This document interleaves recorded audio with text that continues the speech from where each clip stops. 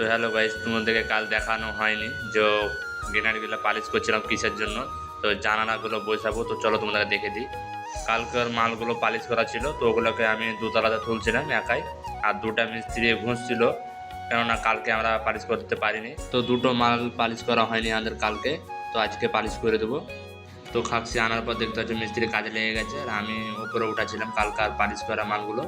তো গ্রেনারগুলো আমি তুলে থুয়েছিলাম, তো তারপরে মিস্ত্রি কাজে লেগে গেছে দেখতে পাচ্ছ। তো এইভাবে আমাদের কাজ চলছে। তো তারপরে আমাকে বললো তো সিমেন্ট মাখা রেডি কর, আমাদের হয়ে গেছে, তো আমি সিমেন্ট মাখিয়ে নিলাম। তো আজকেও আমাদের রান্না হয়নি, তো রান্না করার জন্য নিচে চলে এলাম। আমাদের 5 স্টার রুম দেখতে পাচ্ছ কত সুন্দর। তো খাবার দাবার খেয়ে দিয়ে চলে এসেছি আমরা কাজে। তো জানালার কাজটা তোমাদেরকে কালকে দেখাবো, আজকে বাথরুমের কাজটা দেখে নাও। আমাদের হয়ে গেছে, তো ভিডিও আর বানাতে পারিনি, কেননা একটাই হেল্পার, দুটা মিস্ত্রি। আর তোমরা ভাই এত কষ্ট করে ভিডিও বানাচ্ছো ভাই, একটুকু সাপোর্ট করে দিও ভাই।